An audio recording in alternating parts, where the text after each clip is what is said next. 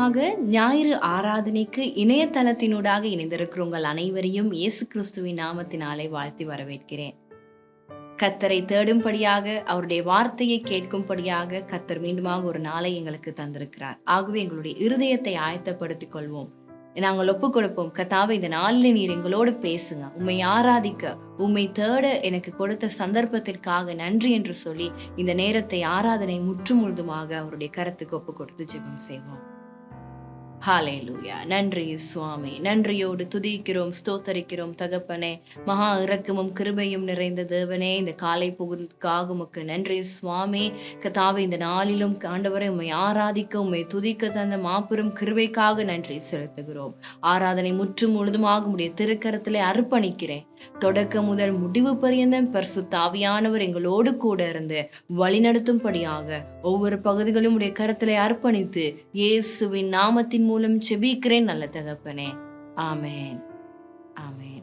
இந்த நேரத்திலும் நமஸ்கார குழு ஆயத்தமாக இருக்கிறார்கள் நமஸ்காரத்திலே வழிநடத்தும்படியாக. ஆகவே நாங்களும் அவர்களோடு கூட இணைந்தது உன்னுடைய நாமத்தை ஆராதிப்போம்.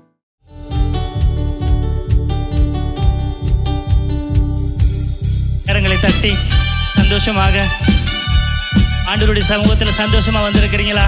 அப்ப கரங்களை தட்டி பாடி ஆராதிப்போமா?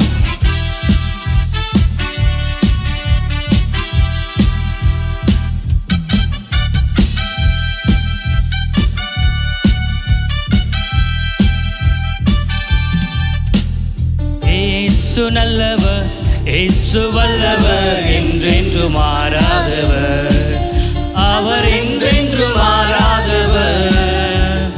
இயேசு நல்லவர், இயேசு வல்லவர், என்றென்று மாறாதவர், அவர் என்றென்று மாறாதவர்.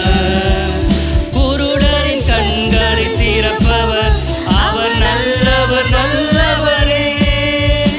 செவிடரின் செவிகளை திறப்பவர், அவர் நல்லவர் நல்லவரே. குருடரின் கண்களை திறப்பவர், அவர் நல்லவர் நல்லவரே. செவிடரின் செவிகளை திறப்பவர், அவர் நல்லவர் நல்லவரே. அவர் நல்லவர், சர்வ வல்லவர், அவர் கிருபை என்று உள்ளது. அவர் நல்லவர், சர்வ வல்லவர், அவர் கிருபை என்று உள்ளது. இயேசு நல்லவர், இயேசு நல்லவர், இயேசு வல்லவர், என்றென்று மாறாதவர், அவர் என்றென்று மாறாதவர். இயேசு நல்லவர், இயேசு வல்லவர், என்றென்று மாறாதவர், அவர் என்றென்று மாறாதவர். வியாதியில் விடுதலை தருபவர், அவர் நல்லவர் நல்லவரே. பாவத்தை மன்னிக்கும் பரிசுத்தர், அவர் நல்லவர் நல்லவரே. வியாதியில் விடுதலை தருபவர், அவர் நல்லவர் நல்லவரே. பாவத்தை மன்னிக்கும் பரிசுத்தர், அவர் நல்லவர் நல்லவரே. அவர் நல்லவர், சர்வ வல்லவர், அவர் கிருபை என்று உள்ளது. அவர் நல்லவர், சர்வ வல்லவர், அவர் கிருபை என்று உள்ளது. இயேசு நல்லவர், இயேசு நல்லவர், இயேசு வல்லவர், என்றென்றும் மாறாதவர், அவர் என்றென்று மாறாதவர். இயேசு நல்லவர், இயேசு வல்லவர், என்றென்றும் மாறாதவர், அவர் என்றென்று மாறாதவர்.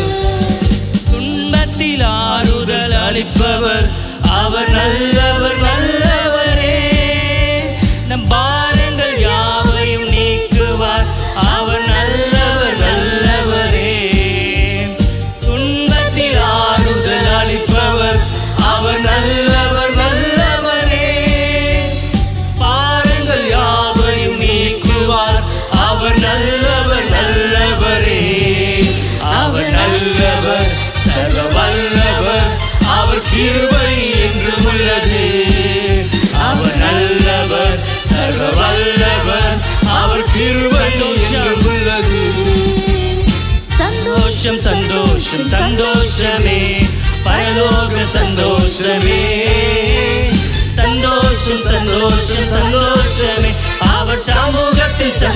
சந்தோஷமே சந்தோஷம் சந்தோஷம் சந்தோஷமே பரலோக சந்தோஷமே சந்தோஷம் சந்தோஷம் சந்தோஷமே அவர் சமூகத்தில் சந்தோஷமே கர்த்தரின் யுத்தத்தில் நாம் நிற்கும் போது கலங்கிட தேவையில்லை கைகளை உயர்த்தி ஆராதித்தால் பெரும் வெற்றியை தந்திடுவார் கர்த்தரின் யுத்தத்தில் நாம் நிற்கும் போது கலங்கிட தேவையில்லை கைகளை உயர்த்தி ஆராதித்தால் பெரும் வெற்றியை தந்திடு சந்தோஷம் சந்தோஷம் சந்தோஷம் சந்தோஷம் சிரிச்சுக்கொண்டே பாடலாமே சந்தோஷமா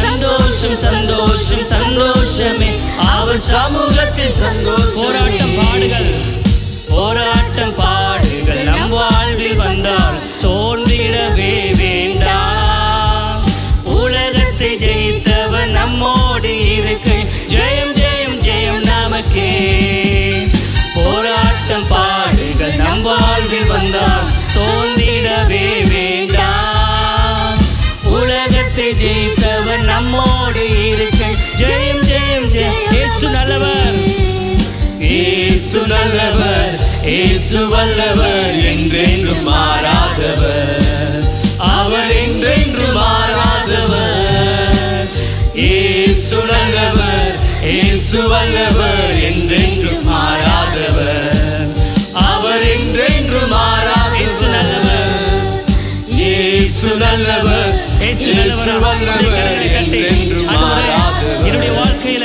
நீ நல்லவராக இருந்து எங்களை நடத்தினீரே உமக்கு நன்றி இயேசு நல்லவர் இயேசு வல்லவர் என்றென்றும் மாறாதவர் அவர் என்றென்றும் மாறாதவர் அவர் என்றென்றும் மாறாதவர் இயேசு நல்லவர் எங்களுடைய வாழ்க்கையில இயேசு நல்லவராக இருந்து எங்களை நடத்தி வந்தாரே இஸ்ரவேலின் ராஜாவே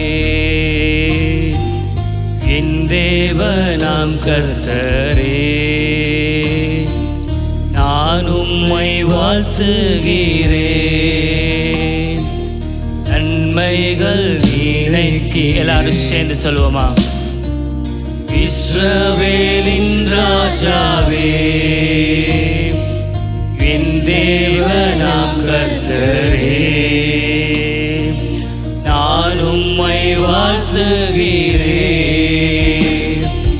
நன்மைகள் நினைக்கிறேன் இயேசுவே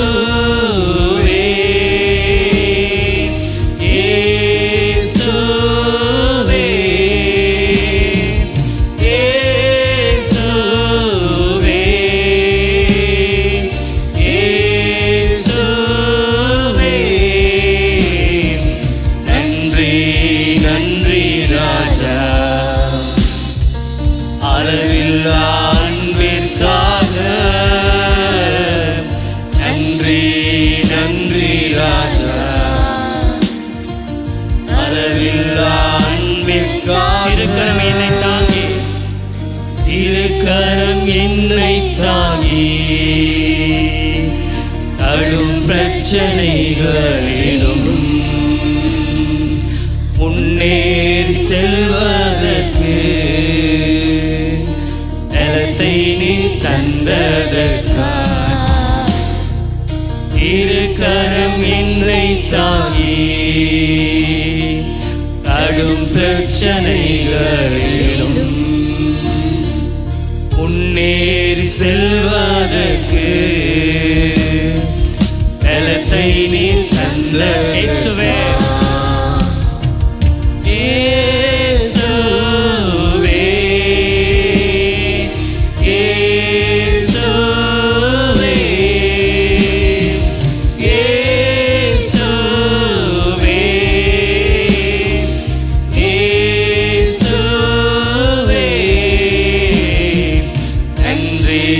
நன்றி ராஜா அளவில்லா அன்பிற்காக நன்றி கரங்களை உயர்த்தி அந்த நல்ல தகப்பனை நோக்கி அன்பிற்காக எதிர்க்கிறவர் முன்வீரும் தள்ளினவர் மத்தியில் அந்தியாயத்தப்படுத்தி அன்பாக கனம் பண்ணினீ எதிர்க்கிறவர் முன்வீரும் தள்ளினவர் மத்தியில் அந்தியாயத்தப்படுத்தி அன்பாக கனம் பண்ணினீ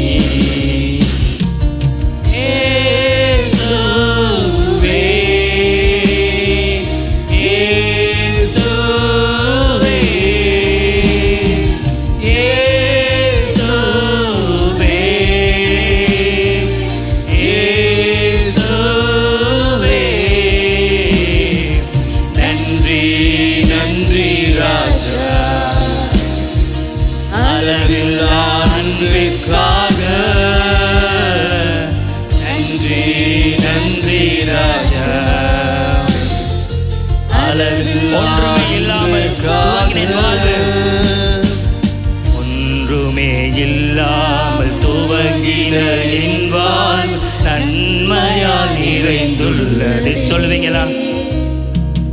ஒன்றுமே இல்லாமல் துவங்கின என் வாழ்வு நன்மையால் நிறைந்துள்ளதே. ஒரு தீமையும் நினைக்காத நல்ல ஒரு தகப்பன் உம்மை போல இல்ல. ஒரு தீமையும் நினைக்காத நல்ல ஒரு தகப்பன் உம்மை போல இல்ல. எபினேசரே எபினேசரே இந்நாள் வரை சுமந்தவரே. எபினேசரே எபினேசரே என் நினைவாய் இருப்பவரே. நன்றி நன்றி நன்றி இதயத்தில் சுமந்தீரே. நன்றி சொல்லுவீங்களா? நன்றி நன்றி நன்றி கருப்போல சுமந்தீரே. நன்றி நன்றி நன்றி நன்றி இதயத்தில் சுமந்தீரே. நன்றி நன்றி நன்றி நன்றி கருப்போல நானும் என் வீடும் நானும் என் வீடும் என் வீட்டார் அனைவரும் ஓயாமல் நன்றி சொல். எல்லாரும் இணைந்து சொல்லுவீங்களா? நானும் என் வீடும் என் வீட்டார். ஆமாண்டவரே, சமூகத்தில் வந்து ஒரு குடும்பமாய் வந்து ஆண்டவரே ஒரு கரு போல காத்தீரே. நன்றி இனி சிதையாமல் சுமந்தீரே. நன்றி ஒரு கரு போல காத்தீரே. நன்றி இனி சிதையாமல் சுமந்தீரே. நன்றி எபினேசரே எபினேசரே இந்நாள் வரை சுமந்தவரே. எபினேசரே எபினேசரே என் நினைவாய் இருப்பவரே. நன்றி நன்றி நன்றி இதயத்தில் சுமந்தீரே. நன்றி நன்றி நன்றி நன்றி ஒரு கருப்போல சுமந்தீரே. நன்றி நன்றி இப்படியே வாய்களை திறந்து ஆண்டவரே என்னை கருப்போல சுமந்தீரே. ஆண்டவரே எங்களை உமது இதயத்தில் சுமந்தீரே. உமக்கு நன்றி ஆண்டவரே. அப்படியே கரங்களை தட்டி அந்த நல்ல தகப்பனுக்கு ஆண்டவரே இஸ்ரவேலின் தேவனே என் தேவனாம் கர்த்தரே இந்த காலை நேரத்தில் இதோ மனிதர்கள் மத்தியில் வாச வாசம் செய்பவரே, எங்கள் நடுவிலே வசித்திட விரும்பிடும் தெய்வமே. எல்லாரும் சேர்ந்து சொல்லுவோமா? இதோ மனிதர்கள் மத்தியில் வாசம் செய்பவரே, எங்கள் நடுவிலே வசித்திட விரும்பிடும் தெய்வமே. உமக்கு சிங்காசனம் அமைத்திட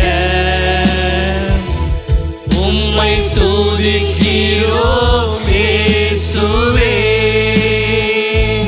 பரிசுத்த அலங்காரத்துடனே உம்மை தொழுகிறோம். உமக்கு சிங்காசனம், உமக்கு சிங்காசனம் அமைத்திட. அப்படியே கரங்களை உயர்த்தி ஆண்டவரே உம்மை நாங்கள் துதிக்கிறோம். ஆண்டவரே இயேசுவே, பரிசுத்த அலங்காரத்துடனே உம்மை தொழுகிறோம் இயேசுவே. எங்கள் மத்தியில், எங்கள் மத்தியில் உலாவிடும், எங்களோடென்றும் வாசம் செய்யும். எங்கள் மத்தியில் உலாவிடும், எங்களோடென்றும் வாசம் செய்யும். எங்கள் மத்தியில் உலாவுங்க ஆண்டவரே. எங்கள் மத்தியில் உலாவிடும், எங்களோடென்றும். வாயிலை திறந்து ஆண்டவரே எங்கள் மத்தியில் இந்த நேரத்தில் வந்து அசைவாடுவீராக. ஆண்டவரே எங்களை நிரப்புவீராக. இந்த காலை நேரத்தில் ஆண்டவரே பலவீனமான எங்களை ஆண்டவரே உமது பலத்தினால நிரப்புங்க ஆண்டவரே. ஹல்லேலூயா. எங்கள் மத்தியில் உலாவுங்க தகப்பனே. எங்கள் மத்தியில் உலாவிடும், எங்களோடென்றும் வாசம் செய்யும். எங்கள் மத்தியில், எங்கள் மத்தியில் பரிசுத்த ஆவியானவரை வரவேற்பீங்களா ஆண்டவரே? இந்த மத்தியில வாங்க, அசைவாடுங்க, எங்களை நிரப்புங்க. தூயரே, தூயரே, தூயரே, சர்வ வல்லவர் நீரே. தூயரே, தூயரே, சர்வ வல்லவர் நீரே. துதி உமக்கே, துதி உமக்கே, தூயரே, தூயரே, சர்வ வல்லவர் நீரே. தூயரே, தூயரே, தூயரே, சர்வ வல்லவர் நீரே. துதி உமக்கே, துதி உமக்கே, துதி நீரே. தூயரே, நீரே தூயரே, தூயரே. ஆவியானவரே இந்த காலை நேரத்தில் ஆண்டவரே உம்மை துதிக்கிற இந்த நேரத்தில் ஆண்டவரே நீர் அசைவாடுவீராக, எங்களை நிரப்புவீராக.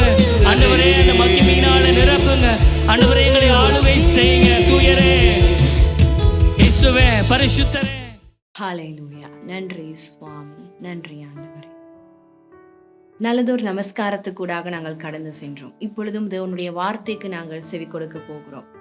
கடந்த வாரத்திலே எங்களுடைய சபையிலே பிரதான போதகர் மூலமாக பிரசங்க தொடர் ஒன்று ஆரம்பிக்கப்பட்டது. தேவன் நீங்களும் பணமும் என்றதான தலைப்பிலே. ஆகவே அந்த தலைப்பிலே தொடர்ச்சியாக 2வது வாரத்திற்கு நாங்கள் கடந்து வந்திருக்கிறோம். ஆகவே நாங்கள் வேதத்தை தியானிக்க போகிறோம். தேவன் நீங்களும் பணமும் என்ற தலைப்பிலே கர்த்தர் எங்கள் அனைவரோடும் கூட பேசுவதற்கு ஆயத்தப்படுத்தி இருக்கின்றதான அந்த வார்த்தைக்கு நாங்கள் செவி கொடுப்போம். සුබෝදෑසනක් සභාව ඔබ සිදුනාම යේසුස් වහන්සේගේ නාමයෙන් මං සාදරයෙන් පිළිගන්නවා. சபையினருக்கு காலை வணக்கம். உங்கள் அனைவரையும் கர்த்தர் இயேசுவின் நாமத்தினால் அன்போடு வாழ்த்தி ඔබ வரவேற்கிறேன். දෙවියන් වහන්සේ සහ මුදල් කියන දේශනා මාලාවේ දෙවනි සතියට පැමිණලා තිබෙනවා. நீங்களும் தேவனும் பணமும் என்ற பிரசங்க தொடரில் 2வது வாரத்திற்கு நாங்கள் வந்திருக்கின்றோம். අපි ගිය සතියේ අපි ගොඩාක් කාරණා මුදල් ගැන අපි සාකච්ඡා කෙරුවා. கடந்த வாரம் நாங்கள் பணத்தை குறித்து அநேக காரியங்களை கலந்தாலோசித்தோம். ඒ වගේම මම මුදල් ගැන ආත්මික ප්‍රතිපත්ති කීපයක් ඔබත් එක්ක බෙදා ගත්තා. அதே போல பணத்தை குறித்து சில பொருளாதார கொள்கைகளை உங்களோடு நான் பகிர்ந்து கொண்டேன். දෙවියන් වහන්සේ ඔබට ආශිර්වාද කිරීමට කැමති. ඔබ ඒක විශ්වාස කරන්න ඕන. தேவன் உங்களை ஆசீர்வதிக்க விரும்புகிறார். அதை நீங்கள் நம்ப வேண்டும். දෙවියන් වහන්සේ ඔබගේ අවශ්‍යතාවයන් ගැන සැලකිලිමත්ව සිටින එකත් ඒ වගේම මේ අවශ්‍යතාවයන් වලට සපයන්න බව උන්වහන්සේ පොරොන්දුවක් දීලා තියෙනවා. அதே போல தேவன் உங்கள் தேவைகளை பார்த்து கொள்வதாக, தேவைகளை சந்திப்பதாக அவர் வாக்கு பண்ணியிருக்கிறார். මම ආසේ කුරුල්ලන් ගැන මම සැලකිලිමත් නම් මගේ දරුවන් ගැන මම සැලකිලිමත් වෙන්නේ නැද්ද? ஆகாயத்து பட்சிகளை குறித்து நான் கவனிப்பேன் இருந்தால் என்னுடைய பிள்ளைகளை நான் கவனியாமல் இருப்பேனோ? ඒ වගේම දෙවියන් වහන්සේ ඔබට දී ඇති මුදල්, ඒ වගේම දෙවියන් වහන්සේ ඔබට දී ඇති මුදල් ඔබ ඒක ඥානාන්විතයක පාලනය කරයි කියලා උන්වහන්සේ ඔබ ගැන බලාපොරොත්තුවක් அதே තියෙනවා. போல தேவன் உங்களுக்கு கொடுத்திருக்கிற அந்த பணத்தை நீங்கள் ஞானமாய் பயன்படுத்துவீர்கள் என்று தேவன் எதிர்பார்க்கின்றார். දෙවියන් වහන්සේගේ ආශාව ඔබට දෙන මුදල් වලින් ඔබ දෙවියන් වහන්සේට ගරු කරයි කියලා. அதே போல தேவனுடைய விருப்பம் தேவன் உங்களுக்கு கொடுக்கிற பணத்தின் மூலமாய் நீங்கள் தேவனை மகிமைப்படுத்துவீர்கள் ඒ என்பதாகும். වගේම සියල්ලට වඩා ඔබ තුලින් දෙවියන් වහන්සේ ඔබට යම්කිසි ධනය දුන්නා නම් ඔබ තුලින් අනිත් මනුෂ්‍යයන්ටත් ආශිර්වාදයක් වෙන පිණිස උන්වහන්සේගේ ආශාව. அதே போல தேவன் உங்களுக்கு பணத்தை கொடுத்திருப்பாராய் இருந்தால் அந்த பணத்தின் மூலம் நீங்கள் மற்றவர்களையும் ஆசீர்வதிக்க வேண்டும் என்பதை தேவன் விரும்புகின்றார். මම කිව්වා දෙවියන් වහන්සේගේ අපි දෙවියන් වහන්සේ මුදල් ගැන අපි හිතනකොට සමහරවිට අපිට වැරදි දේව ධර්ම ඇති වෙන්න පුළුවන්. நான் சொன்னேன், நாங்கள் தேவன் பணம் என்று பார்க்கும் பொழுது சில நேரம் பிழையான கோட்பாடுகள் எங்களுடைய ඒකක් තමයි අර සඵලවත් දේව ධර්මය. ஒன்று தான் செழிப்பின் உபதேசம். ඒකෙන් එන අදහස තමයි දෙවියන් වහන්සේ මට මාත් එක්ක සතුටු නම් දෙවියන් වහන්සේ මට ආශිර්වාද කරයි. දෙවියන් වහන්සේ මාත් එක්ක සතුටු නැත්තම් මම දුප්පත් වෙයි. அதுல கருத்து தான், தேவன் என்னோட சந்தோஷமா இருப்பாய் இருந்தால் ஆசீர்வதிப்பார், சந்தோஷம் இல்லாவிட்டால் நான் ஏழையாய் இருப்பேன். හැබැයි ඒ වගේම අනිත් පැත්තට තව ධර්මයක් තියෙනවා. ඒකත් වැරදි ධර්මයක්. මම මේ හැම මම වස්තු මම මුදල් ඒවත් එක කිසිද ගනුදෙනුවක් තියෙන්න බෑ. මම ඒවා මාව අපවිත්‍ර කරනවා, මාව කිලිටු කරනවා. அதே போல இன்னும் ஒரு இறையல் கோட்பாடு இருக்கிறது. பணம் பொருளாதார காரியங்களிலே நான் எந்த அளவிலும் சம்பந்தப்பட மாட்டேன், காரணம் அது என்னை அசுத்தப்படுத்துகின்றது. ඉතින් මුදල් අපේ ජීවිතයේ ඉතාමත් ලොකු කොටසක්, විශාල කොටසක් තියෙන නිසා මම හිතනවා බයිබලයේ ඒ පද 2000කට වඩා පද තියෙන මුදල් ගැන තියෙන හේතුවත් උන්වහන්සේ ලෝකෙ ඉනකොට මුදල් ගැන ගොඩාක් කතා කරපු හේතුව තමයි අපි උන්වහන්සේගේ දරුවෝ අපට හරි අවබෝධයක් තියෙන්න ඕන මුදල් ගැන. நாங்கள் காண்கிறோம் வேதத்திலே அநேக காரியங்கள் பணத்தை குறித்து, பொருளாதாரத்தை குறித்து பேசியிருக்கிறது. இயேசு கிறிஸ்துவும் 2000க்கும் மேற்பட்ட விதமாக பணத்தை குறித்து பேசியிருக்கின்றார். அதற்கான முக்கிய காரணம் நாங்கள் அதை குறித்து தெளிவாய் புரிந்து கொள்ள வேண்டும் என்பதாகும். මුදල් ගැන හරි දේව ධර්මයක් කියන්නේ අපි අපට ඇති සියල්ලම දෙවියන් වහන්සේට අයිති.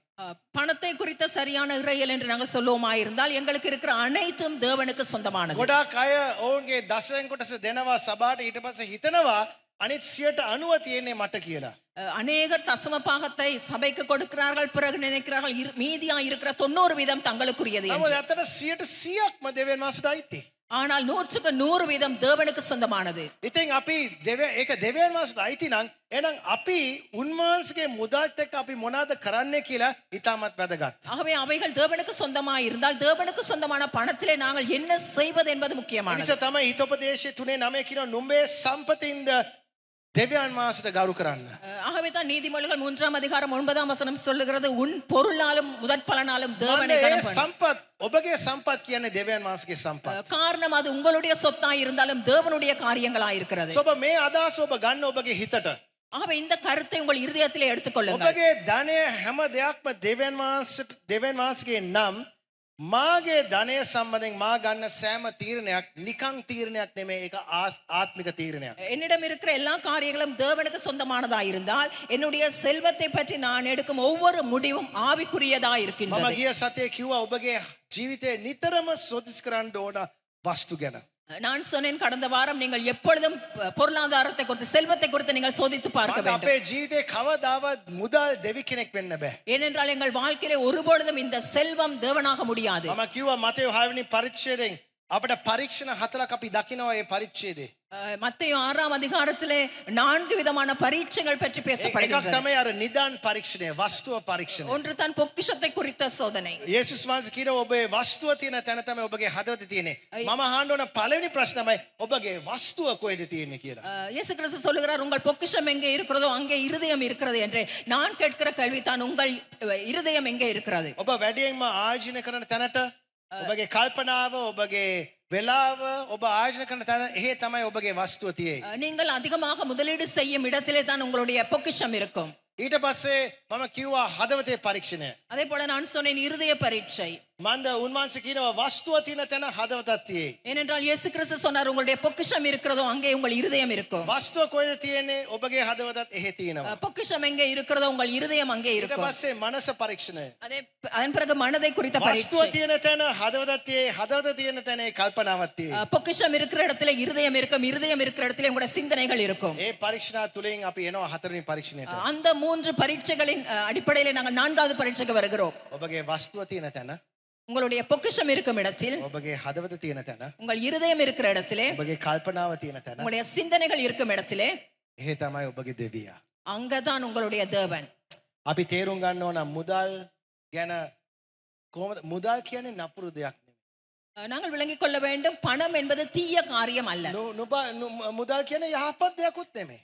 பணம் என்பது ஒரு நல்ல காரியமும் அல்ல. නමුත් අපේ හදවතේ තත්ත්වය දුර්වල නම් මුදල් ඕනට වඩා බලයක් අපේ ජීවිතේ තියෙනවා. ஆனால் எங்களுடைய இருதயம் பலவீனமா இருக்குமா இருந்தால் பணம் தேவைக்கு அதிகமான இடத்தை எங்கள் வாழ்க்கையில எடுத்துக்கொள்ளும். මම ගිය සතියේ මම කිව්වා ඔබ මුදල් ප්‍රගුණ නොකරගෙන නම් මුදල් ඔබ ප්‍රගුණ කරයි. நான் கடந்த வாரம் சொன்னேன், நீங்கள் பணத்தை ஆளுகை செய்ய கட்டுப்படுத்தாவிட்டால் அது உங்களை கட்டுப்படுத்தும். ඔබේ ජීවිතයේ දෙවියන් වහන්සේගේ අරමුණු ඉටු කර ගැනීමට මුදල් කවදාවත් ඔබගේ ජීවිතේ බාධාවක් වෙන්න බෑ. உங்கள் வாழ்க்கையில தேவனுடைய நோக்கத்தை நிறைவேற்றுவதற்கு பணம் ஒருபொழுதும் தடையா இருக்க கூடாது. ඒ වගේම අපි අපේ මුදල් භාවිතා කරන ආකාරයෙන් අපේ කිතුණු ඇදහිල්ල හොඳට පෙන්වන්න පුළුවන්. அதே போல நாங்கள் எங்கள் பணத்தை பயன்படுத்தும் விதத்திலே எங்களுடைய கிறிஸ்தவ விசுவாசத்தை நாங்கள் நன்றாக காணலாம். මට මතක මම ගිය මේ ඊයේ මම මගේ පුද්ගලික මෙනෙහිම කාලය තුල මම තලාන්ත උපමාවේ මතෙව් 25 වෙනි පරිච්ඡේද තලාන්ත උපමාවේ මම අධ්‍යයනය කරගෙන හිටියා. நான் நேற்றைய தினத்தில் என்னுடைய தனிப்பட்ட தியான நேரத்திலே மத்தேயுல இருக்கிற தாளந்து உவமையை குறித்து நான் தியானித்துக் கொண்டிருந்தேன். ඉතින් ස්වාමියෙක් යනවා එළියට බොස් එයාට එයාගේ සහකරන තුනෙක්ට දෙනවා තලාන්ත 3 එක්කෙනෙක්ට 5ක් අනිත් එක්කෙනාට 3 තව එක්කෙනෙක්ට 1ක්. ஒரு எஜமான் வெளியூருக்கு போகும் பொழுது தன்னத்தில் இருந்த வேலைக்காரத்திலே 5, 3, 2 தாளந்துகளை கொடுத்து விட்டு போகின்றார். ඒකේ පදයක් තියෙනවා ඔවුන්ගේ හැකියාව අනුව දෙනවා කියලා. அதிலே ஒரு வார்த்தை இருக்கிறது, அவருடைய திறமைக்கு ஏற்ற விதமாக கொடுத்தார் என்று. අන්තිමේදී මුදල් ගැනත් වස්තු ගැනත් බලනකොට දෙවියන් වහන්සේ අපිට දෙනවා අපිට දරා ගන්න පුළුවන් විදියට. நாங்கள் இவைகளை குறித்து பார்க்கும் பொழுது தேவன் எங்களுக்கு தருகிறார், எங்களால் தாங்கிக் கொள்ள முடியுமா என்ற அடிப்படையில. කොහමරි පස් තලන්ත 5ක් ලැබුණ එක්කෙනා එයා ගිහලා තවත් ආයෝජනය කළා, තවත් 5ක් ලැබුණා, අනිත් 3 දෙනා එක්කෙනා 3 ගත්තා. පළවෙනි මේ එක තලන්තය ගත්තපු එක්කෙනා එයා ගිහලා ඕක හංගනවා. 5 தாளந்தை பெற்றவன் இன்னும் 5 சம்பாதிக்கிறான், 3 தாளந்தை பெற்றவன் இன்று 3 சம்பாதிக்கிறான், ஒரு தாளந்தை பெற்றவன் அதை புதைத்து வைக்கிறான். සෝ එකක් එයා ඒක පාවිච්චි කරන්නේ නැහැ. ஒன்று அதை அவன் பயன்படுத்தவில்லை, දෙවෙනි එක ඒක ආයෝජනය කරන්නේ නැහැ. இரண்டாவது அதை முதலீடு செய்யவில்லை, තුන්වෙනි එක ඕක අල්ලගෙන ඉන්නවා. மூன்றாவது அதை அவன் பிடித்துக் கொண்டிருக்கிறான். ඔන්න ලොක්කා එනවා ගෙදර.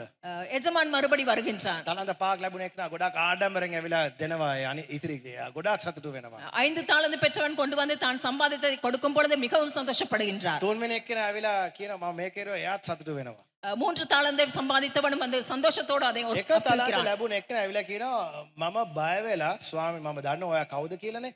මම බය වෙලා මම ඒ ගැන බය වෙලා මම ඕකකින් හංගලා දැම්මා. ஒரு தாளந்தை பெற்றவன் வந்து சொல்லுகிறான் எஜமானரை பார்த்து, நான் பயப்பட்டபடினால் உங்களுக்கு அதை புதைத்து வைத்தேன். සමට එයා හිතලා ඇති මම ඒක නැති කරුවේ නෑනේ. හරිද? මම ඕක හංගලා දැම්මා. මෙන්න ස්වාමිනී ඔබ වහන්සේ මට දුන්න දේ ඔබ ආසිත දෙනවා. அவன் அதை தொலைக்கவில்லை, ஆகவே அவன் அதை ஒளித்து வைக்கின்றான். ஆகவே எஜமானிடத்தில் இதோ உங்களுடைய தாளந்து என்று கொடுக்கிறான். ස්වාමියා බනිනවා එයාට. எஜமான் அவனை ஏசுகின்றான். වැඩක් නැති මිනිස්සයා. பிரயோஜனம் இல்லாதவனே, ඕක බැංකුවටවත් දැම්මනම් මට යම් කිසි ලාභයක් ගන්න පුළුවන්. அதை நீ முதலீடு செய்திருந்தால் நான் ஏதாவது லாபம் பெற்றிருப்பேன். තියෙන දේත් ගන්නවා. இருந்ததையும் அவன் ඊට පස්සේ எடுத்துக்கொள்கின்றான். උන්වහන්සේ කියනවා වැඩිම දීලා තියෙන අයට වැඩි බලාපොරොත්තුවක් මදින් සීමිත ගානේ දීලා තියෙන අයට සීමිත හැබැයි පාවිච්චි කරන්නේ නැත්තම් ඕක අයින් කරගෙන දානවා කියලා උන්වහන්සේම කියනවා. නමුත් මම හිතපු දෙයක් තමයි දන්නද මුදල් ගැනවත් තලන්ත ගැනවත් මොන දේ ගැනත් අපේ ජීවිතේ මොන දේ ගැනත් ප්‍රශ්නේ තමයි හදවත. அந்த இடத்துல நாங்கள் பார்க்கிறோம், அதிகம் பெற்றவனுக்கு அவன் அதிகமாக பொறுப்புள்ளவனாக இருக்கிறான், காரியங்களை பெற்றுக்கொள்கின்றான். ஆகவே இந்த இடத்துல நாங்கள் பார்க்கிறோம், பணத்தை குறித்து பொருளாதாரத்தை குறித்து இருக்கிற மிகவும் காரியம் எங்களுடைய இருதயம்.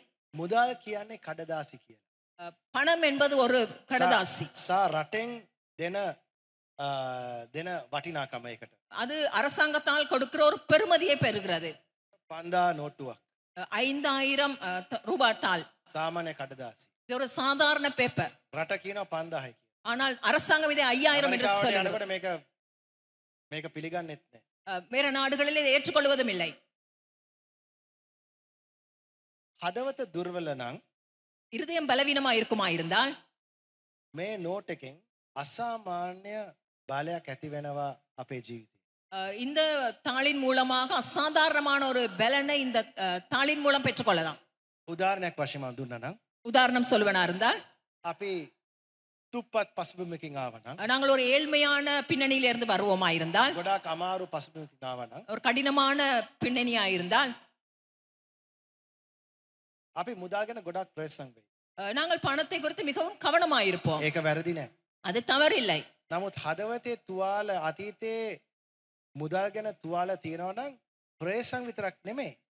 මුදල් වලට කෑදරකමකුත් ඇති වෙන්න පුළුවන්. ஆனால் கடந்த காலத்திலே பணத்தை குறித்ததான வேதனைகள் இருக்குமா இருந்தால், கவனம் மாத்திரமல்ல, அதை குறித்ததான ஒரு ஆசையும் இருக்கும். මට තිබුණේ නෑනේ. எனக்கு ඒ இருக்கவில்லை, නිසා මම ඔක්කොම එකතු කරනවා. ஆகவே நான் எல்லாவற்றையும் சேர்த்துக் கொள்வேன். ඒකෙන් භයානක දෙයක් වෙන්න පුළුවන්. அதிலே ஒரு பயங்கரமான காரியம் நடக்கலாம். දැන් මුදල් ඔබ ආවේ වෙනත් පසුබිමකින් මුදල් කියන්නේ එච්චර ලොකු දෙයක් නෙමෙයි ඔයාලට. நீங்கள் வேறு பின்னணியிலே வந்திருப்பீர்கள். பணம் உங்களுக்கு பெரிய ஒரு காரியம் அல்ல. ඒකෙන් උත් අසාමාන්‍ය බලයක් ඇති වෙන්න පුළුවන්. அதிலும் ஒரு அசாதாரணமான வல்லமை நடைபெறலாம். මුදල් නාස්ති කරන්න පුළුවන්. பணத்தை நாங்கள் விரயம் செய்யலாம். මුදල්ගේ ගනුදෙනුව පාලනය වැරදි විදිහට කියන්න පුළුවන්. பண கொடுக்கல் வாங்கல்களை தவறாக செய்யலாம். මුදල් නාස්ති වීමෙන් තව දේවල් ඇති වෙන්න පුළුවන් අපේ හදවතේ. பணத்தை விரயமாக்குவதிலே வேறு காரியங்கள் எங்கள் வாழ்க்கையில நடக்கலாம். තවත් මුදල් හොයාගෙන යන්න පුළුවන්. இன்னும் இன்னுமாய் பணத்தை நாங்கள் தேடி செல்லலாம். මේ දෙපැත්තේ ප්‍රශ්නේ තමයි මුදල් නෙමෙයි. இந்த இரண்டு பக்கங்களும் பிரச்சனை பணம் அல்ல. ප්‍රශ්නේ තමයි හදවත. பிரச்சனை தான் இருதயம். ඒ නිසා තමයි මම හිතන්නේ මූලික ගැටලු මුදල් ගැටලුවකට වඩා ඒවා හර්ප. ஆனால் இருக்கிற பெரிய பிரச்சனை பண பிரச்சனையை விட இருதயம் சம்பந்தமான பிரச்சனை. අපේ හදවත් සෞතු නම් කොච්චර අඩුවෙන් තිබ්බත් කොච්චර වැඩියෙන් තිබ්බත් මුදල් අපේ ජීවිතේ ප්‍රශ්නයක් වෙයි. எங்களுடைய இருதயம் சரியில்லாவிட்டால் எவ்வளவு அதிகமா இருந்தாலும் எவ்வளவு குறைவா இருந்தாலும் அது பிரச்சனையா இருக்கும். ඒ නිසා මම කියනවා සනග මුදල් ගැන මුදල් කියන්නේ අයහපත් යහපත් දෙයක් නෙමෙයි. හදවත සුව කරන්න. හදවත හරි ගස්සන්න. එහෙනම් මුදල් පාලනය කරන්න පුළුවන්. பணம் நன்மையோ தீமையோ அல்ல, ஆனால் இருதயத்தை சரிப்படுத்திக் கொள்ளுங்கள், அப்பொழுது பணத்தை நாங்கள் ஆளுகை செய்யலாம். මේ උදෑසන මගේ දේශනාවේ මේ අමුතු තේමාවක් තියෙනවා. හරිද? ඒකේ තේමාව තමයි උපයන්න ඉතිරි කරන්න දෙන්න. இன்றைய நாளிலே என்னுடைய பிரசங்கத்தின் தலைப்பு சம்பாதியுங்கள், சேமியுங்கள், கொடுங்கள். දැන් මම දීම ගැන ඊළඟ සතියේ කතා කරන්නම්. கொடுப்பதை குறித்து அடுத்த வாரம் நான் නමුත් பேசுகின்றேன். මම මේ තේමාව ගත්තේ මං කියන්නේ කොහෙන්ද? நான் இந்த தலைப்பை எங்கே இருந்து எடுத்தேன்? ජෝන් වෙස්ලිගෙන්. ஜான் வெஸ்லி ජෝන් වෙස්ලි තමයි මෙතඩිස් සභාව පටන් ගත්තපු දේවදාසයා. ஜான் வெஸ்லி மெத்தடிஸ்ட் சபையின் ஸ்தாபகர். එයා එක සැරයක් එයා දේශනා කරුවා මුදල් ගැන. அவர் ஒரு முறை பணத்தை குறித்து பேசினார். දේශනා කරුවෙන් පස්සේ මේ පදේ අරගෙන ගොඩාක් අය ඒක ප්‍රසිද්ධ කෙරුවා. அந்த பிரசங்கத்தை பண்ணிய பிறகு இந்த வார்த்தையை எடுத்து அநேகர் அதை ජෝන් பிரசித்த වෙස්ලි பண்ணினார். ගොඩාක් අමාරුට වැටුණා මේ ප්‍රකාශනයෙන්. இந்த கூற்றின் அடிப்படையில ஜான் வெஸ்லி மிக கஷ்டத்துக்கு முகம் கொடுத்தார். මන්ද ජෝන් වෙස්ලිගේ පළවෙනි වාක්‍ය දෙක තමයි ඔබට හැකික් තරම් උපයන්න. அவருடைய முதல் வாக்கியம் தான் உங்களால் முடிந்தவரை சம்பாதியுங்கள். මොන දේශනා කුඩුවක්ද ඕ වගේ දේශනාවක් දේශනා කරයි. எந்த பிரசங்க பீடத்துல இப்படியான ஒரு பிரசங்கத்தை හැකි செய்வார்கள்? තරම් උපයන්න. முடியுமானவரை சம்பாதியுங்கள். ඒ කියන්නේ සේවය ඉවරයි. ஊழியம் முடிந்து விட்டது. සභාවේ සෙනගක් නැහැ. சபையிலே மக்கள் இல்லை, පවුලුත් ඉවරයි. குடும்பங்கள் இல்லை, දරුවෝ අනාතයි. பிள்ளைகளுக்கும் பிரச்சனை. හැකි තරම්නේ. முடியுமானவர் හැකි තරම් කියන්නේ දින 7ක් තියෙනවා. முடிந்தவரை என்று சொல்லும்போது 7 நாட்கள் இருக்கு. දැන් උත් උදේ 6 ඉඳන් රෑ 10 වෙනකන් වැඩ කරන මිනිස්සුන් දැන් සෙනසුරාදාත් ඉරිදාත් non stop වැඩ කරා. එයි දැන් ගෙදර ගිහලා කියන්න එපා පාසල ලෝහන් කිව්වා කියලා මේක. හරිද? මේ පාස්ටර් කිව්වනේ හැකිතරම් උපයන්න කියලා. පවුල් ප්‍රශ්න ඇති කරන්න එපා මගේ දේශනාව නිසා.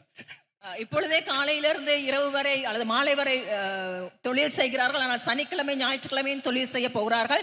ஆகவே இந்த பிரசங்கத்தை கேட்டு சொல்லாதீர்கள் நான் இந்த விதமாய் செய்ய சொன்னேன் என்று. ඕක එක සැරයක්වත් කිව්ව ඔබට හැකිතරම් උපයන්න. ජෝන් වෙස්ලි කිව්ව දෙවෙනි එක තමයි හැකිතරම් ඉදිරි කරන්න ඕන තාත් ප්‍රශ්න. உங்களால் முடிந்தவரை சம்பாதியுங்கள் என்று சொன்னவர் உங்களால் முடிந்தவரை சேமியுங்கள் என்றும் சொல்லுகிறார். සභාවේ ආදායම ඔක්කොම කෙරලා වැටේ. சபையின் வருமானம் எல்லாமே இல்லாமல் போய்விடும். පවුලුත් සතුටෙන් ජීවත් වෙන්න බැරි අය හැම සතයක්ම බාර අල්ල ගන්න ඕනේ. குடும்பங்களும் சந்தோஷமா இருக்க முடியாது ஏனென்றால் எல்லா பணத்தையும் அவர்கள் பிடித்துக் கொள்கிறார்கள். ජෝන් වෙස්ලි කියපු තුන්වෙනි එක පොඩ්ඩක් සෙනග අමතක වුණා. ඔබ හැකිතරම් දෙන්න. ஜான் வெஸ்லி சொன்ன மூன்றாவது காரியத்தை ஜனங்கள் மறந்து போனார்கள். உங்களால் முடிந்தவரை கொடுங்கள். මේ තුනම එකතු කරනකොට තමයි මේක හරියට තේරුම් ගන්න පුළුවන්. இந்த மூன்றையும் நாங்கள் ஒன்றாக இணைக்கும் பொழுதுதான் சரியாக விளங்கிக் கொள்ளலாம். නමුත් ගොඩාක් දුරට සෙනග ගොඩාක් වැඩිම යොමුව දාන්නේ පළවෙනි දෙකට. ஆனால் அநேகமாக ஜனங்கள் முதல் 2 காரியத்திற்கும் தான் தங்கள் பலனை செலவழிக்கிறார்கள். දැන් ගෙදර ගිහලා දේශනාවක් දෙන්න එපා මගේ දේශනාවෙන්. හරිද? ගිහලා කියන්න එපා පාස්ටර් කිව්වා හැකිතරම් උපයන්න. ඒ නිසා මම සෙනසුරාදාත් ඉරිදාත් වැඩ කරන්න යනවා කියලා. කරුණාකරලා ඕක කියන්න එපා. හරිද? ඕගලන්ගේ පවුල් මට කුණු බිත්තර වලින් මට ගහයි. හරිද? මම ඒවා කිව්වේ නෑ. මම කියන්නේ බලන්න මම බුලු දේශනාව කියලා දේශනා කිරුවා නම් කමක් නෑ. නමුත් මේ දේශනාවේ එක කොටසක් අරගෙන ගිහලා පවුල් ප්‍රශ්න ඇති කරන්න එපා. இந்த பிரசங்கத்திலே ஒரு பகுதியை மட்டும் பிடித்துக்கிட்டு உங்களால் முடிந்தவரை சம்பாதியுங்கள் என்று சொல்லி சம்பாதிக்க போகாதீர்கள், குடும்பத்தில் பிரச்சனை வரும். ஆகவே நான் அப்படி சொல்வதை முழு பிரசங்கத்தையும் சேர்த்து நீங்கள் இதை புரிந்து கொள்ள முயற்சி பண்ணுங்க. නමුත් උපයා ගැනීමෙන් ප්‍රශ්නයක් තියෙනවද? சம்பாதிப்பதிலே பிரச்சனை இருக்கிறதா? මම දන්නවා ගොඩාක් අය ඕගලන් නෙමෙයි. හරිද? හැබැයි ගොඩාක් අය කම්මැලියෙන් ඉන්නවා. அநேகர் நான் அறிந்திருக்கிறேன் சோம்பேறித்தனமாய் இருக்கிறார்கள். කම්මැලෙන් ඉඳලා ඊට පස්සේ මුකුත් වෙන්නේ නැත්නම් දෙවියන් වහන්සේට බනිනවා. சோம்பேறித்தனமாய் இருந்துவிட்டு ஒன்றுமே நடக்காதபடினால தேவனை ஏசுவார்கள். දෙවියන් වහන්සේට බනිනවා උන් වහන්සේ අපි ගැන බලන්නේ නැහැ. සභාවට බනිනවා අපි ගැන සැලකිලිමත් වෙන්නේ නැහැ. ලොකුම ප්‍රශ්නේ තමයි කම්මැලියෝ. அவர்கள் தேவனை ஏசுவார்கள், எங்களை பார்க்கவில்லை, சபை எங்களை கவனிக்கவில்லை என்று ஏசுவார்கள். ஆனால் இருக்கிற பிரதான பிரச்சனை அவர்கள் சோம்பேறிகள். පළවෙනි තිමෝති 5:8 පාවුතුමා තිමෝතිට කියනවා මේසේ පොඩක් අහගෙන ඉන්න මේක. 1 தீமோத்தேயு 5 அதிகாரம் 8 வசனம். ஒருவன் தன் சொந்த ஜனங்களையும் விசேஷமாக தன் வீட்டாரையும் விசாரியாமற் போனால் அவன் விசுவாசத்தை மறுதளித்தவனும் அவிசுவாசியிலும் கெட்டவனுமாயிருப்பான். ඔහු ඇදහිල්ලෙන් ප්‍රතික්ෂේප කරලා නොඇදලිවන්තෙක්ටත් වඩා නපුරුයි. விசுவாசத்தை மறுதளிக்கிறவன் அவிசுவாசியிலும் கெட்டவனாயிருப்பான். ඒ වගේම හිතෝපදේශ 10:4 කියනවා අලස දෑ දුප්පත්කම ඇති කරයි. நீதிமொழிகள் 10 அதிகாரம் 4 வசனம் சொல்கிறது சோம்பல் கை ஏழ்மையை உண்டாக்கும். නමුත් කඩිසර දෑත් ධනය උපයි. சுறுசுறுப்புள்ள கைகள் செல்வத்தை உண்டாக்கும். ඊට පස්සේ දෙවනි තෙසලෝනික 3:10 කියනවා මේක. 2 தெசலோனிக்கர் 3:10 இப்படி சொல்லுகிறது. ஒருவன் வேலை செய்ய மனதில்லாதிருந்தால் அவன் சாப்பிடவும் கூடாது என்று நாங்கள் உங்களிடத்தில் இருந்தபோது உங்களுக்கு கட்டளையிட்டோமே. යමෙක් වැඩ කිරීමට අකමැති නම් ඌ කෑම නොකා ඉන්න ඕන කියලා. පාවුතුමා කියන්නේ හොඳ වෙලාවට මම නෙමෙයි කියන්නේ මට ඕ වගේ එච්චර නිර්භීතකමක් නැහැ. නමුත් ඉතින් කරුණාකරලා ගිහිලා කියන්න එපා. හරිද? වැඩ කරන්නේ නැති එක්කෙනෙක්ට ගිහිලා කියන්න එපා. පාස්ටර් ලොහන් කිව්වා කියලා. ඔයා වැඩ කරන්නේ නැත්තම් ඔයාට කෑම කන්න දෙන්නේ නැහැ. එහෙම කියන්න එපා. ඒක පාවුතුමා කිව්වේ. මම නෙමෙයි. මම නිකන් නේ. නිකන් මේක නිකන් කියපු දේ මම ඔයගලට කියනවා. யாரும் போய் சொல்லாதீர்கள் வேலை செய்யாதபடியால் பாஸ்டர் லோகான் சொன்னார் சாப்பிடக்கூடாது என்று. நான் அப்படி சொல்லவில்லை. இங்கு சொல்லப்பட்ட காரியத்தை நான் உங்களுக்கு எடுத்து காண்பிக்கின்றேன். නමුත් ඇත්තනේ. ஆனால் அது உண்மை. මට මතකයි එක යුවලක් හිටියා. මම යනවා යාඥාවකට. ඒගොල්ලන් ඇවිල්ලා ඒගොල්ලන් සාක්ෂි දනවා. සාක්ෂියක් නෙමෙයි දෙවියන් වහන්සේ දොස් පැවරීමක්. හරිද? අපි දිගටම හැම යාඥාවට අපි එනවා. නමුත් අපේ ළමයින්ට කන්න බොන්න නැහැ. මම දැන් සාමාන්‍යයෙන් මගේ සභාව නෙමෙයිනේ. ඉතින් මම ඕක නිකන් අයින් කළා දානවා. නමුත් දෙවියන් වහන්සේ දොස් කියනකොට මට පොඩි ප්‍රශ්නයක් තියෙනවා. ඉතින් මම කිව්වා මම ඊට පස්සේ මාව ආර්දනා කරලා මාව පිළි අරන් ඊට පස්සේ මම කිව්වා මේ අර යුවල මේ පොඩ නැගිටින්න මේ අනාගත වාක්‍යයක් නෙමෙයි මේක නිකන් ප්‍රායෝගික දෙයක්. හරිද? වැඩ කරනවද? වැඩ දෙන්නම වැඩ කරන්නේ. මම කිව්වා එහෙනම් යාඥාවට එන්න නැතුව ගිහලා වැඩ කරන්න. ඒක තමයි මම කිව්වේ. තමාගේ දරුවන්ට කැම දීලා එන්න යාඥාවට. දෙවියන් වහන්සේ දොස් කියන්න එපා. හරිද? ඉතින් අපි තේරුම් ගන්න ඕන කම්මැලිකම කියන්නේ දෙවියන් වහන්සේට අගෞරවය. நான் அறிந்த ஒரு தம்பதியினர் இருந்தார்கள். அவர்கள் சாட்சி சொல்வதாக சொல்லி தேவனை குற்றம் சாட்டினார்கள். அவர்கள் சொன்ன காரியம், நாங்கள் தொடர்ந்து ஜெபத்துக்கு வருகின்றோம், ஆனால் தேவன் எங்கள் பிள்ளைகளை கவனிப்பதில்லை என்று. ஆகவே ஒரு நாள் நான் அவர்களுக்கு முன்பதாக நின்று அவர்களை எழுத்தி நான் கேட்டேன், நீங்கள் வேலை செய்கிறீர்களா என்று. நான் சொன்னேன், நீங்கள் வேலை செய்து சம்பாதித்து பிள்ளைகளை பார்த்து கொண்டு அதற்கு பிறகு நீங்கள் தொழில் செய்ய வாருங்கள், ஏனென்றால் சோம்பேறித்தனம் எங்களுக்கு ஆகாது. නමුත් ජෝන් වෙස්ලි කියනවා හැකිතරම් උපයන්න. ஜான் வெஸ்லி சொல்கிறார், கூடுமானவரை சம்பாதியுங்கள். ඒකත් මට අදහසක් තියෙනවා මේ ගැන. அதிலும் எனக்கு ஒரு கருத்து இருக்கிறது. මම කතා කරනවා යහපත් මුදල් උපයා ගැනීම ගැන. நான் நல்ல பணத்தை சம்பாதிப்பதை குறித்து பேசுகின்றேன். පළවෙනි දේ හැකිතරම් උපයන්න. නමුත් ඔබගේ ජීවිතයේ ඉතා වැදගත් දේවල් අත්හරින්න එපා. நன்றாக சம்பாதியுங்கள், ஆனால் உங்கள் வாழ்க்கையில இருக்கிற மிக முக்கியமான காரியங்களை கைவிடாதிருங்கள். මුදල් ඔබේ ප්‍රධාන අවධානය බවට පත් කරගන්න එපා. பணத்தை உங்கள் பிரதான இலக்காக மாற்றிக்கொள்ளாதீர்கள். මුදල් වලට වඩා ඊට වඩා වැදගත් දේවල් තිබෙනවා. ඒව නොසලකා බලන්න එපා. வாழ்க்கையில பணத்தை விட முக்கியமான காரியங்கள் இருக்கிறது, ஆகவே அதை கவனிக்காமல் விட்டு விடாதீர்கள். පාස කිව්වනේ හැකිතරම් උපයන්න. போதகர் சொன்னார், கூடுமானவரை ඒ சம்பாதியுங்கள். නිසා මම යනවා දවස් 7ම. ஆகவே நான் 7 நாட்களும் தொழில் செய்ய போகிறேன். පවුල දුර්වල වෙනවා. குடும்பங்கள் பலவீனமாகும், දරුවෝ අනාථ වෙනවා. பிள்ளைகள் அனாதையாயிருவார்கள். මම ගිය සතේ මම කතා කෙරුවා යෝලත් එක්ක. වයිෆ්ට වෙනත් සම්බන්ධකමක් තියෙනවා. මම කිව්වා මනුෂයාට ඔයාගේ ලොකු ප්‍රශ්නම ඔයා ගෙදර නැහැ. හැමදාම මිසින්. கடந்த வாரம் ஒரு குடும்பத்தை சந்தித்தேன். அந்த இடத்திலே குடும்பத்திலே பிரச்சனை இருந்தது, வேறு தொடர்புகள் இருந்தது. ஆகவே நான் சொன்னேன், இந்த பிரச்சனை காரணங்கள் வீட்டிலே இல்லை. ඒ මනුෂයා මට කියනවා ප්‍රශ්නේ මම පොඩක් ලෝන් ටිකක් ගත්තනේ පාස කාර් එකක් ගන්න. හරිද? ගේ හදන්න. මං කිව්වා මාර වැඩේනේ. කාර් එක තියෙනවා, ගේ තියෙනවා, නෝන නැහැ. හරිද? මම කිව්වා කෙලිම කිව්වා. හරිද? කාර් එක තියෙනවා, ගේ තියෙනවා, කෝටි ගාණක් තියෙනවා බැංකුවේ account එකේ. නෝනා නැහැ. නෝනා දරුවෝ අරගෙනත් යනවා. නෝනත් නැහැ, දරුවත් නැහැ. මොකද තේරුමක් නැහැ. හරිද? මං කිව්වා ඔයාට බල්ලෙක්වත් නැහැ. සතෙක්වත් නැහැ. ඔයාගේ මුදල්ත් එක්ක දැන් ඔයා තනියම වෙලා. ඇයි? වැරදි දේවල් වලට අවධානය දුන්නා. හරි දේවල් වලට අවධානය දුන්නේ නැහැ. ஆகவே அந்த தம்பதிகள் லோன் எடுத்திருந்தார்கள், வீடு செய்வதற்கு, கார் வாங்குவதற்கு. ஆகவே அதற்காக அவர் சம்பாதித்தார், ஆனால் மனைவி இருக்கவில்லை. ஆகவே நான் சொன்னேன், உங்களுக்கு எல்லாம் இருந்தாலும் உங்களுக்கு பிள்ளைகள், உங்களுடைய குடும்பம் உங்களுக்கு இல்லாமல் போய்விடும் என்று நான் சொன்னேன். දැන් පේනවද මේ මිනිස්සුගේ ප්‍රශ්නේ? මුදල් නෙමෙයි ප්‍රශ්නේ. அந்த அவர்களுடைய பிரச்சனை உங்களுக்கு தெரியுமா? பணம் அல்ல பிரச்சனை, වැඩ නෙමෙයි ප්‍රශ්නේ. தொழில் அல்ல பிரச்சனை, හදවත තමයි ප්‍රශ්නේ. இருதயம் தான் பிரச்சனை. ඉතින් ඔබගේ ජීවිතේ වඩා වැදගත් දේවල් නොසලකා බලන්න එපා මේ උපයා ගැනීමට තියෙන ප්‍රශ්නේ නිසා. ஆகவே உங்கள் வாழ்க்கையில இருக்கிற மிக முக்கியமான காரியத்தை அசட்டை பண்ணிவிட்டு இந்த சம்பாதிக்கிற காரியங்களை குறித்து நோக்கத்தை வைக்காதீர்கள். ධනය උපයා ගැනීමට ඔබගේ ජීවිතේ වටිනාකම් ඒ ප්‍රතිපත්ති අත්හරින්න එපා. செல்வத்தை சம்பாதிப்பதற்காக உங்கள் வாழ்க்கையில இருக்கிற பெருமதியான காரியங்களை விட்டு விடாதீர்கள். මේ රටේ පගාවක් නැතුව යමක් කරන්න බෑ. இந்த நாட்டிலே லஞ்சம் கொடுக்காமல் ஒன்றும் செய்ய முடியாது. ඔබගේ ධනය වැඩි කරන්න යටින් මේ තෑගි දෙන්න අවශ්‍ය නැහැ. உங்கள் செல்வத்தை அதிகரிப்பதற்கு நீங்கள் தவறான வழியிலே பணத்தை මම හිතන්නේ අපි කරන ලොකුම අගෞරවය තමයි අපි හොර මුදල් එකතු කරලා ඊට පස්සේ ආවිලා දෙවෙනි මාසෙට දස කොටස් දෙනවා. எங்களுக்கு இருக்கிற பெரிய பிரச்சனை தான் திருட்டுத்தனமாய் பணங்களை சேகரித்து அதிலே நாங்கள் தசம பாகத்தை ඊට கொடுக்கிறோம். පස්සේ මම හොරෙක් වෙනවා, සබාත් හොරෙක් වෙනවා, දෙවෙනි මාසෙත් හොරෙක් වෙනවා. அந்த நேரத்திலே நாங்கள் திருடர்கள், சபை திருடர், தேவனும் திருடராக்குகின்றோம். තමාගේ ප්‍රතිපත්ති ආරක්ෂා කරගන්න. ஆகவே உங்களுடைய கொள்கைகளை பாதுகாத்துக் මට கொள்ளுங்கள். මතක නැහැ කොහෙද එක තියෙන හිතෝපදේශයේ තියෙනවා මුදල් වලට වඩා ධනයට වඩා තමාගේ නාමය වැදගත් කියලා. வேதத்திலே இருக்கிறது, பணத்தை விட உங்களுடைய பெயர் முக்கியமானது. ඉතින් මුදල් ජීවිතේ එක් අරමුණක් තියෙනවා.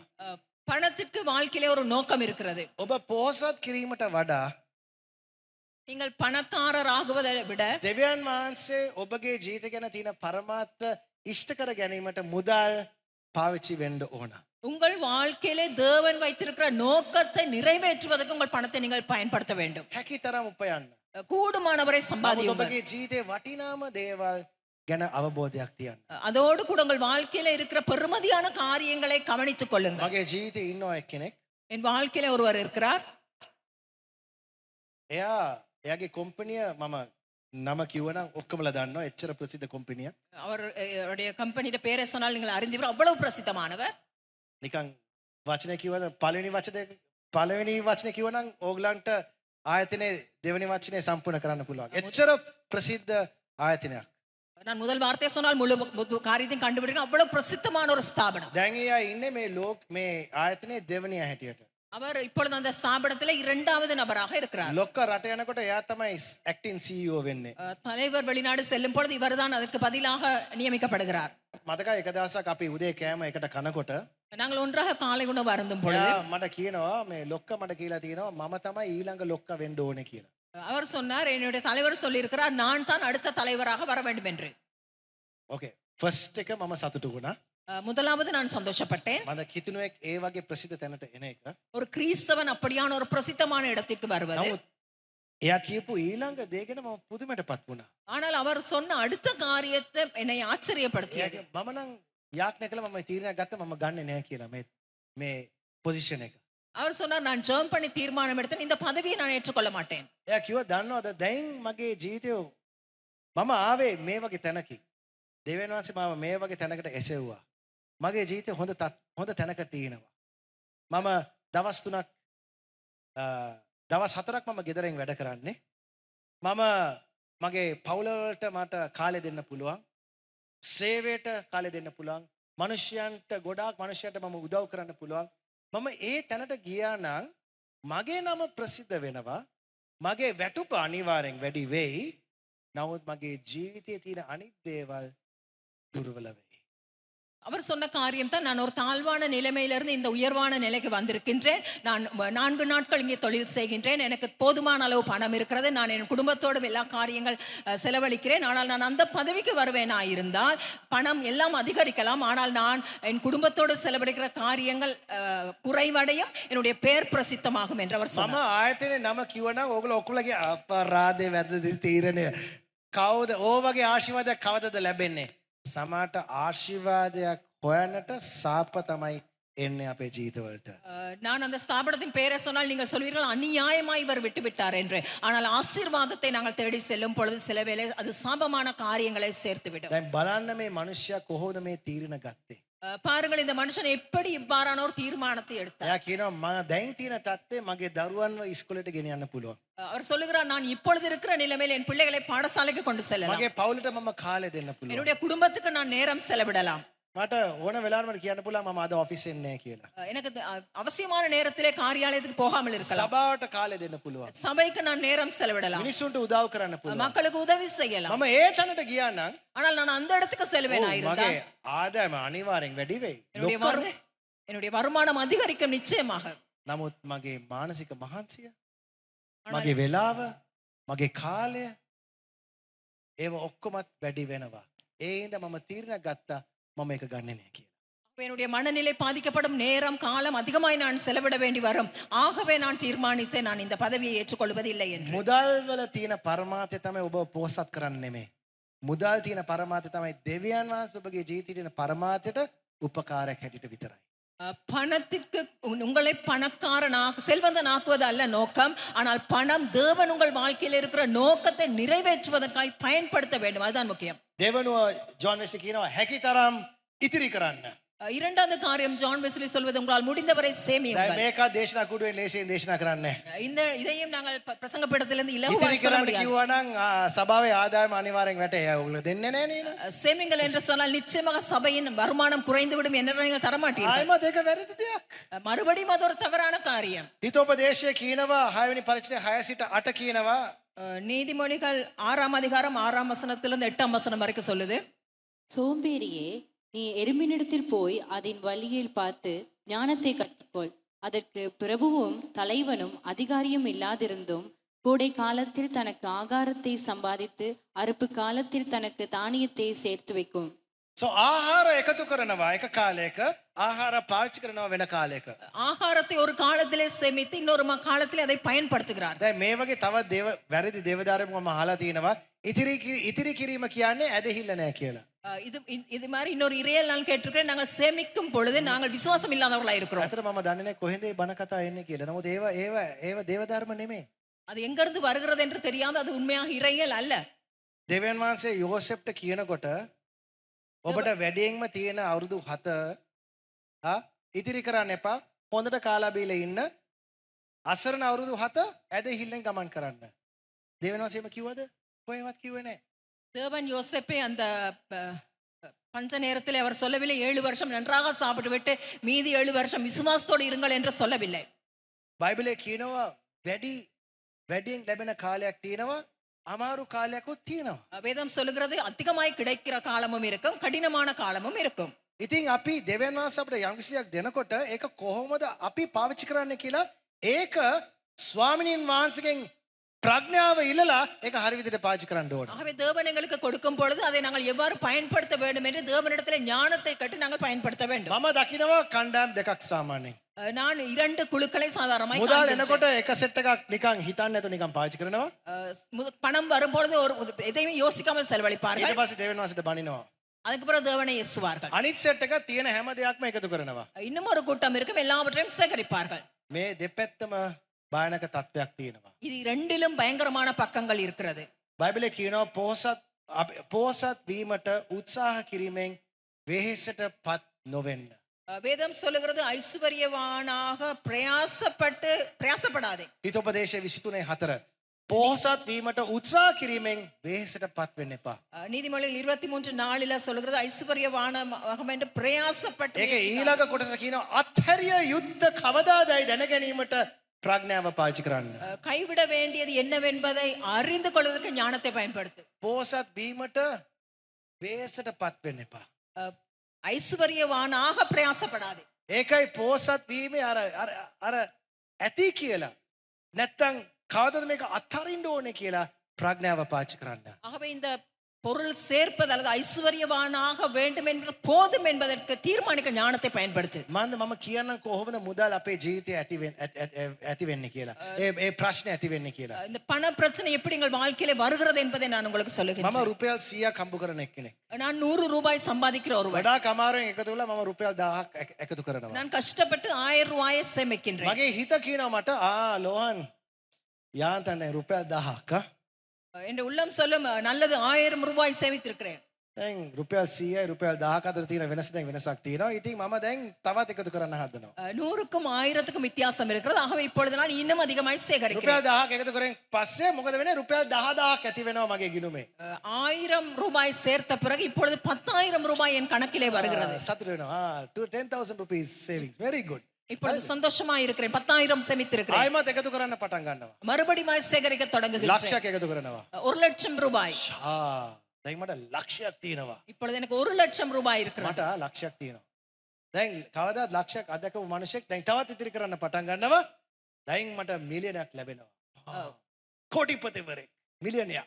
හරිද? යා කියනවා. 1 லட்சத்துக்கு பிறகு அது நிற்க மாட்டார்கள், அதிகமாய் சேகரிப்பார்கள். இப்பொழுது கோடீஸ்வரன். ලියුක් සුභාරංචියේ 12 වෙනි පරිච්ඡේදයේ 15 වෙනි පදයේ මෙසේ කියනවා. லூக்கா 12ஆம் அதிகாரம் 15ஆம் வசனம் இப்படி சொல்லுகிறது. பின்பு அவர் அவர்களை நோக்கி பொருளாசையை குறித்து எச்சரிக்கையாயிருங்கள். ஏனெனில் ஒருவனுக்கு எவ்வளவு திரளான ஆஸ்தி இருந்தாலும் அது அவனுக்கு ஜீவன் அல்ல என்றார். ඕන්න බලන්න මට මිලියනයක් තියෙනවා. දැන් මම තවත් එකතු කරන්න පටන් ගන්නවා. இப்பொழுது நான் இன்னும் அதிகமாய் சேமிக்க தொடங்குகின்றேன். මම දවසක් කෝටිපතියෙක් වෙනවා. நான் ஒரு நாள் கோடீஸ்வரன் ஆகுவேன். මම ඒක ගැන ගොඩාක් සතුටු වෙනවා. நான் அப்படி சேமித்து வந்த பிறகு நான் சந்தோஷம் அடைவேன். එළියෙන් බලනකොට ඒක ප්‍රශ්නයක් නෑ. அதை பார்க்கும் பொழுது அதில் பிரச்சனை இல்லை. ඔය ඇතුලේ ප්‍රශ්න ඇති වෙන්න පුළුවන්. ஆனால் உள்ளான பிரச்சனை இருக்கலாம். රුපියල් 100ක් තියෙන මිනිහෙක් 100 දෙවියන් වහන්සේව කොච්චර විදියට දෙවියන් වහන්සේ විශ්වාස කරගෙන යන්න ඕනද? ரூபாய் இருக்கிற மனுஷன் எவ்வளவு அதிகமாய் தேவனை நம்பி செல்ல வேண்டும். නමුත් එයා එකතු කරගෙන යනකොට දන්නවද මොකද වෙන්නේ? එයාට තියෙන ලොකුම පරීක්ෂාව දෙවියන් වහන්සේ තුල තිබුණ සියලුම විශ්වාසය දැන් එකට පාටම ඒ වගේම නෑ. ඇයි? එයාගේ ගිණුමේ දැන් මුදල් තියෙනවා. ඒ ගැන යම්කිසි සුරක්ෂිත භාවයක් හැදෙනවා. ஆகவே அவன் 100 ரூபாயிலிருந்து அவன் சேகரித்து வரும் பொழுது அந்த 100 ரூபாயிலே தேவன் மேல் வைத்திருந்த விசுவாசம் அவனுக்கு இல்லாமல் போய்விடும். காரணம் என்ன? அவனுடைய காரணம் எல்லாமே இப்பொழுது அந்த பணத்தின் மேல் அவனுடைய பாதுகாப்பு அங்கே අපේ இருக்கிறது. ඉංග්‍රීසියෙන් තියෙනවා කියමනාවක් saving for a rainy day. ஆங்கிலத்திலே சொல்லுவார்கள் மழைக்காலத்துக்காய் சேகரியுங்கள். ඒකේ අදහස අපි එකතු කරනවා අර අමාරු දවසකට saving for a rainy day. ප්‍රශ්නේ තියෙන්නේ if every day is a sunny day why are we saving so much for a rainy day? அப்படியா இருந்த sorry. ஒவ்வொரு நாளும் வெயில் இருக்கிற நாளா இருந்தால் நாங்கள் என்னத்துக்காக மழைக்காக சேகரிக்க வேண்டும்? සමහර මිනිසුන්ගේ දවස් කොච්චර සනි වුණත් තාමත් හිතේ ඇතුලේ නම් රේනි. ஆனால் சிலருக்கு எவ்வளவு நன்றான நாட்களா இருந்தாலும் மனதுக்குள்ளே மழைக்காலமா இருக்கு. ලියුක් සුභාරංශ මේ යේසුස් වහන්සේ කියනවා සියලු ආකාර ලෝභකමෙන් ප්‍රවේශම් වෙන්න. லூக்கா புத்தகத்திலே சொல்லுகிறது எல்லா விதமான கஞ்சத்தனத்திலே கவனமாயிருக்கு. උපයා ගැනීම ගැන කියන්නේ නැහැ. சம்பாதிப்பதை குறித்து ඉතිරි சொல்லவில்லை. කිරීම ගැන කියන්නේ නැහැ. சேகரிப்பதை குறித்து சொல்லவில்லை. උපයා ගැනීමෙන් ඉතිරි කිරීමෙන් එන ලෝභකම ගැන ප්‍රවේශම් වෙන්න.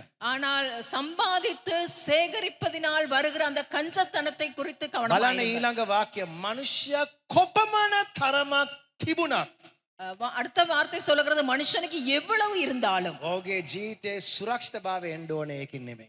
அவனுடைய வாழ்க்கையின் பாதுகாப்பு அங்கிருந்து வரக்கூடாது. ඉතින් ඉතිරි කිරීමේ සහ ආයෝජනය කිරීම හොඳ මුදල් කළමනාකරකි. சேமிப்பதும் முதலீடு செய்வதும் நல்ல பண நிர்வாகமாக නමුත් உள்ளது. තේරුම් ගන්න මේ දේ. ஆனால் இதை நாங்கள் விளங்கிக் கொள்ள வேண்டும். උපයා ගැනීමෙන් நாங்கள் சம்பாதிக்கும் பொழுது, ඉතිරි කිරීමෙන් சேமிக்கும் பொழுது මුදල් ඔබගේ දෙවියා නම් කරන්න එපා. பணத்தை உங்கள் தேவனாக மாற்றிக்கொள்ளாதீர்கள். මුදල් කියන දෙවියා ඊටමත් භයානක දේ දන්නවා. ඇයි? ඇතුලේ තමයි තියෙන්නේ. ඉතින් ඇත්තට කියන්න බෑ. මුදල් දෙවියා කියලා කියන්න පුළුවන්. එහෙම කියන්න බෑ. ඇතුලෙන් තමයි තියෙන්නේ. இதிலே நாங்கள் கவனமா இருக்க வேண்டும். ஏனென்றால் இந்த தேவன் அல்லது அந்த ஸ்தானம் உள்ளான ரீதியில இருக்கிறபடினால் දැන් මම அதை මෙහෙ குறித்து கவனமா இருக்க රත්තරන් வேண்டும். වස්තුවක් ඇවිල්ලා දාලා මම ඕම නමස්කාර කෙරුවා නම් කියන්න පුළුවන් පාස්ටර් අන්දේවරු නමස්කාර කරනවා කියලා. இந்த இடத்திலே ஒரு பொன் காரியத்தை போட்டு நாங்கள் அதிலே வழிபடுவோமா இருந்தால் நீங்கள் சொல்லலாம் போதகர் இப்பொழுதே விக்கிரக வழிபாடு செய்கிறார் என்று. නමුත් වස්තුව මගේ හිතේ තුල නම් කොහොමද ඔලන් කියන්නේ? ஆனால் அந்த பொருளாசை என் உள்ளத்திலே இருக்குமா இருந்தால் உங்களால் எப்படி கண்டுபிடிக்க முடியும்? මේකේ තමයි මුදල් වල තියෙන භයානක දේ. இதுதான் இந்த பணத்திலே இருக்கிற பயங்கரம். ඉතින් ජෝන් වෙස්ලි කියනවා මේකට හොඳම විසඳුම තමයි ஜான் வெஸ்லி சொல்லுகிறார் இதற்கு நல்ல ஒரு தீர்வு தான் හැකිතරම් උපයන්න, கூடுமானவரை சம்பாதியுங்கள், හැකිතරම් එකතු කරන්න, கூடுமானவரை சேமியுங்கள், තුනේ දේ හැකිතරම් දෙන්න. மூன்றாவது காரியம் கூடுமானவரை கொடுங்கள். මම ඔයගොල්ලෝ සිංහල සභාවට කියන්න අමතකුණා. මේ ද්‍රවිඩ සභාවට මම කියන්නම්. ජෝන් වෙස්ලිගේ අන්තිම දවස්වල ජෝන් වෙස්ලි ගොඩක් දුක් වුණා මේ දේශනාවේ. ஜான் வெஸ்லி இதை சொல்ல மறந்த ஒரு காரியத்தை சொல்லுகிறேன். ஜான் வெஸ்லியுடைய காலத்தில் அவர் மிகவும் வேதனைப்பட்ட ஒரு காரியம் ඒක இருந்தது. සර කියනවා මගේ සෙනග මගේ මුළු දේශනාව අදහලා නැහැ. அவர் சொல்லுகிறார் என்னுடைய ஜனம் இந்த முழு பிரசங்கத்தையும் கடைபிடிக்கவில்லை. ඔවුන්ගේ වැඩිම අවධානය දීලා තියෙන්නේ උපයන්නට සහ ඉතිරි කරන්නට. அவருடைய முழு அவதானத்தையும் சம்பாதிக்கவும் சேகரிப்பதற்குமே கொடுத்திருந்தார்கள். මේක හොඳ ප්‍රතිකාරයක් කෑදරකමට. இது பொருள் ஆசைக்கு ஒரு நல்ல தீர்வாக இருக்கிறது. ඔබට හැකි තරම් දෙන්න. உங்களால் முடிந்தவரை கொடுங்கள். මම ගියේ ඉරිදා මම ගෙදර යනකොට සිස්ටර් මයි දරුවෝ කතා කරුවා මුදල් ගැන. අපි කතා කරපු දෙයක් තමයි ඒකෙන් තමයි මම මේ ඊළඟ පදේ හැදුවේ.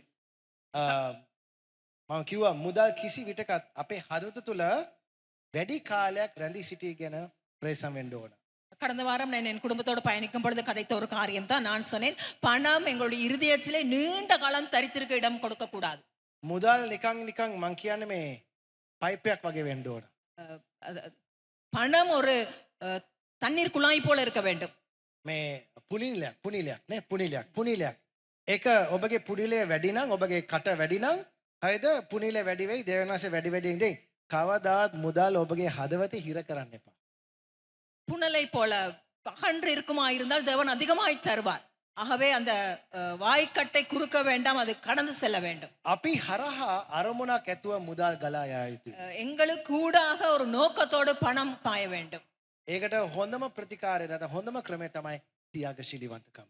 அதற்கு இருக்கிற நல்ல தீர்வு தான் தியாக உள்ளத்தோடு தாராளமாய் கொடுப்பது. දැන් මම තියාගශීලීවන්තකම ගැන මම කියන්න ඕන විශේෂ දෙයක් හරිද? தாராள மனப்பான்மையை குறித்து நான் ஒரு விசேஷ මම காரியத்தை ඊළඟ சொல்வேன். ඉරිදා තියාගශීලීවන්තකම ගැන මම දේශනා කරන්නම්. නමුත් මේ තියාගශීලීවන්තකම කියන්නේ මම දෙන තරම නෙමෙයි.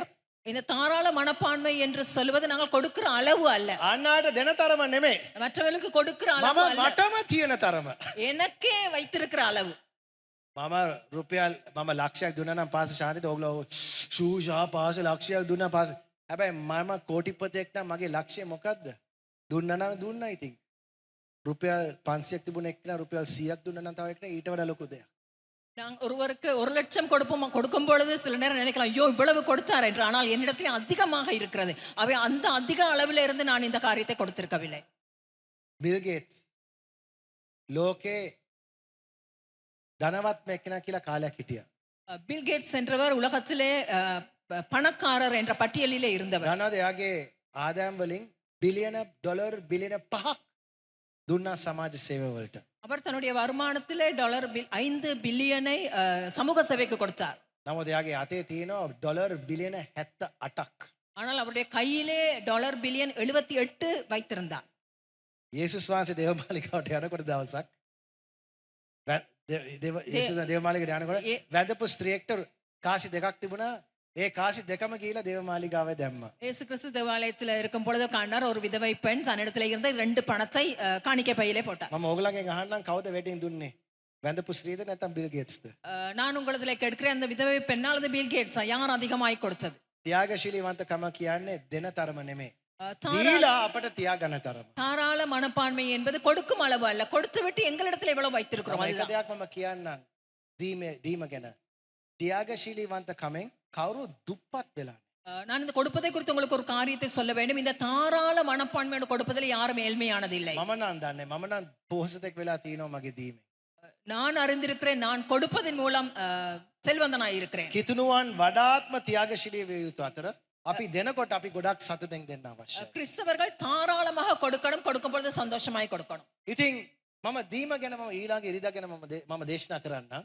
கொடுப்பதை குறித்து நான் அடுத்த வாரம் உங்களிடத்திலே செய்தியை பகிர்ந்து கொள்வேன். නමුත් අද මගේ ආත්මය මට කියනවා ඔබ වෙනුවෙන් යාඥා කරන්න. ஆனால் இன்று நான் உணர்கிறேன் உங்களுக்காய் நான் ஜெபிக்க வேண்டும் என்று. අපි යාඥා කරන්න යනවා මේ කාරණා පළවෙනි කාරණා දෙක ගැන. ஆகவே நாங்கள் இந்த முதல் 2 காரியத்தை குறித்து நாங்கள் ஜெபிக்க போகின்றோம். හැකිතරම් උපයන්න. கூடுமானவரை சம்பாதியுங்கள், හැකිතරම් ඉතිරි කරන්න. கூடுமானவரை சேமியுங்கள். නම මතක තියාගන්න ඊළඟ ඉරිදා එනවා තුන්වෙනි අදහස හැකිතරම් දෙන්න. அடுத்த வாரம் நாங்கள் 3வது கருத்தை பார்க்க போகின்றோம். கூடுமானவரை கொடுங்கள். නමුත් සමහර විට ஆனால் சில சமயம் අපි යම්කිසි ආර්ථික ප්‍රශ්න තුලින් අපි ගමන් කරනකොට ஏதாவது ஒரு பொருளாதார சிக்கலிலே நாங்கள் இருக்கும் பொழுது අපට අමාරුයි මේ වගේ දේවල් කරන්න. எங்களுக்கு கடினமாக இருக்கும்படியான காரியங்களை செய்வது. ඒ නිසා මේ උදෑසන මම ඔබ වෙනුවෙන් යාඥා කරන්න යනවා. ஆகவே நான் உங்களுக்காக இந்த காலை நேரத்திலே ஜெபிக்க ඔබ போகின்றேன். යම්කිසි ආර්ථික ප්‍රශ්න තුලින් ගමන් කරනවා නම් நீங்கள் ஏதாவது பொருளாதார சிக்கலுக்குள் මම பிரச்சனைக்குள் කියන්න இருப்பீர்களா? යනවා දෙවියන් වහන්සේට நான் சொல்ல போகிறேன் தேவனிடத்திலே ඔබට ආශිර්වාද කරන්න. உங்களை ඔබගේ ஆசீர்வதிக்கும்படி, ජීවිතය හාස්කමක් කරන්න. உங்கள் வாழ்க்கையிலே அற்புதம் නමුත් செய்யும்படியாக. ඊට ප්‍රථමයෙන් ஆனால் அதற்கு முன்பதாக අපි යාඥා කරන්න ඕන අපේ හදවත් ගැන. நாங்கள் எங்கள் இருதயத்திற்காக ஜெபிக்க வேண்டும். දෙවියන් වහන්සේ අපට ආශිර්වාද කරනකොට ඒ ආශිර්වාදය අපේ ජීවිතයේ සාපයක් වෙන්න බෑ.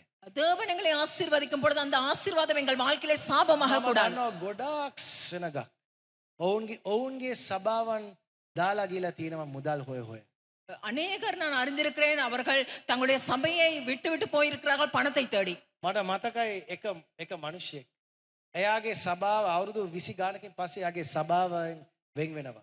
ஒரு மனிதன் எனக்கு தெரியும் 25 வருஷத்துக்கு பிறகு அவர் அந்த சபையை விட்டு பிரிகிறார். මට මතකයි එයාගේ ගෙදර යනකොට ලස්සන ලොකු බෙන්ස් වාහනයක පින්තූරයක් තිබුණා. நான் அந்த அவருடைய வீட்டுக்கு போகும்போது அழகான ஒரு பென்ஸ் வாகனத்திலே படம் இருந்தது.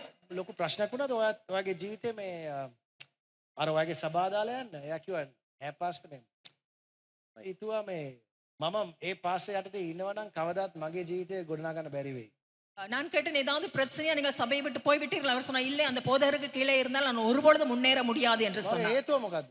நான் கேட்டேன், காரணம் என்ன? නෑ මම එයාට වඩා උඩින් යන්න බෑනේ. அவர் சொன்னார், நான் அவரை விட மேலாக போக முடியாது. මම හිතුවා ඊටමත් අමුතු කියමනක් ඕක. එයාට වඩා උඩින් කවද අපි උඩින් යන්නේ? அது ஒரு வித்தியாசமான காரியமா இருந்தது. நாங்கள் எப்பொழுது ஒருவருக்கு மேலாக செல்வது? ළමයි මොනවද ඔයා කියන්නේ මං කියලා ඇහුවා. நான் கேட்டேன், நீங்கள் என்ன சொல்லுகிறீர்கள் என்று. නෑ මගේ පාස්ටර් පරණ වාහනයක් තියෙනවනේ. அவர் சொன்னார், இல்லை, என் போதகருக்கு ஒரு பழைய வாகனம் தான் මම இருக்கிறது. යාඥා කරන්නේ ඒ ගැන. நான் அதற்காக ஜெபிக்கிறேன். ඇල්ල බලනකොට මේ පිටියේ තියෙනවා බෙන්ස් වාහනයක්. ஆனால் அங்க சித்திரத்திலே படத்துல போட்டிருந்தார்கள் ஒரு பென்ஸ் வாகனம். තාමත් මගේ හිතට පොඩක් ආවේ නෑ ඕක. පොඩක් නිකන් අමුතු. යාඥා කරනවා කියලා උදේ දවල් රෑ මම යාඥා කරනවා මට ඒ වගේ එකක් මට ඕන. அவர் சொன்ன எனக்கு விளங்கவில்லை என்ன ஜெபிக்கிறார். அவர் சொன்னார், காலையிலும் பகலுக்கும் இரவுக்கும் நான் இப்படியான ஒரு வாகனத்தை கேட்டு ஜெபிக்கிறேன் என்று. ඒක මොකෝ? நான் கேட்டேன், ஏன் அப்படி? නෑ මගේ දැන් පාස්ටර් ලොකු වාහනයක යනවා මමත් එයා වගේම යන්න ඕන. அவர் சொன்னார், என்னுடைய இப்ப இருக்க போதகர் அப்படியான ஒரு வாகனத்துல போகிறபடினால் நானும் அதே போல ஒரு வாகனத்துல මේ போவேன். මිනිස්සයා அவன் இந்த மனுஷன் සභාව වෙනස් කරුවේ சபையை மாற்றியது. සරල වශයෙන් කිව්වනම් වාහන වෙනස් කරන්න. சாதாரணமா சொல்லும் மறுதல் வாகனத்தை மாற்றுவதற்கு. අපේ ආත්ම බේරගෙන ස්වර්ගයට යන එක ඊට වඩා හොඳයි. நாங்கள் எங்கள் ஆத்மாவை காப்பாற்றிக் கொண்டு பரலோகம் செல்வது அதை விட மேலானது. මම බයිසිකලෙන් ස්වර්ගයට ගියා නම් හොඳයි බෙන්ස් වාහනකින් අපායට ගියා නම් යන්නට වඩා. நான் ஒரு சைக்கிள்ல பரலோகம் போவது நல்லது, பென்ஸ் வாகனத்திலே நரகத்துக்கு போவது මුදල් ප්‍රශ්නේ මුදල් නෙමෙයි හදවත. பண பிரச்சனைக்கு காரணம் பணம் அல்ல, இருதயம். So අපි යාඥා කරමු දෙවියන් වහන්සේ අපට ආශිර්වාද කරයි කියලා. ஆகவே நாங்கள் ஜெபம் செய்வோம், தேவன் எங்களை ஆசீர்வதிக்கும்படியாக. නමුත් ෆස්ට් යාඥා කරමු අපේ සිත්වලට. ஆகவே முதலாவது எங்கள் இருதயத்திற்காய் මේ ஜெபிப்போம். ඇතුලේ තියෙන තුවාල තෘෂ්ණා කෑදරකම් උන්වහන්සේගේ ලේවලට යට කරන්න ඕන. எங்கள் இருதயத்தில் இருக்கிற ஆசைகள், பேராசைகள் போன்ற காரியங்களை தேவன் එවිට தொடும்படியாக. දෙවියන් වහන්සේගේ ආශිර්වාදය රැඳෙනකොට ඒවා තුවාල වලින් අපිව වෙනස් කරන්නේ නැහැ. ஆகவே அப்படியாக தேவனுடைய ஆசீர்வாதம் வரும் பொழுது காயங்களின் மூலம் எங்களுடைய வாழ்க்கை மாறப்போவதில்லை. நாங்கள் இப்பொழுது தேவனுடைய வார்த்தைக்கு செவி கொடுத்தோம். அவருடைய வார்த்தையிலே கர்த்தர் எங்களோடு கூட பேசியிருப்பார் என்று நான் விசுவாசிக்கிறேன். ஒவ்வொருவரும் ஒரு தீர்மானத்தை எடுப்போம். அவருடைய வார்த்தைக்கு கீழ்ப்படிம்படியாக அவரோடு கூட இந்த கிறிஸ்துவ பயணத்திலே நாங்கள் முன்னோக்கி செல்வதற்காக எங்களை அர்ப்பணித்து இந்த நேரத்திலே ஜெபம் செய்வோம். பரிசுத்தமுள்ள நல்ல தகப்பனே, உமக்கு நன்றி செலுத்துகிறோம் சுவாமி. உடைய வார்த்தைக்காக உமக்கு நன்றி கர்த்தாவே. நாங்கள் ஒவ்வொருவரும் உடைய வார்த்தைக்கு கீழ்ப்படிந்து அதன்படி நடக்க அர்ப்பணிப்பு உள்ளவர்களாக செயல்பட ஒவ்வொருவருக்கும் கிருபை கொடுக்கும்படியாக எங்கள் அனைவரையும் உடைய கரத்திலே அர்ப்பணித்து இயேசுவின் நாமத்தின் மூலம் ஜெபிக்கிறேன் நல்ல தகப்பனே. ஆமென், ஆமென். இந்த பிரசங்க தொடரின் தொடர்ச்சியோடு கூட அடுத்த வாரத்திலும் உங்களை சந்திப்பதற்கு நாங்கள் ஆயத்தமாக இருக்கிறோம். ஆகவே எங்களோடு கூட இணைந்து கொள்ளுங்கள். உங்கள் அனைவரையும் கர்த்தர் ஆசீர்வதிப்பாராக.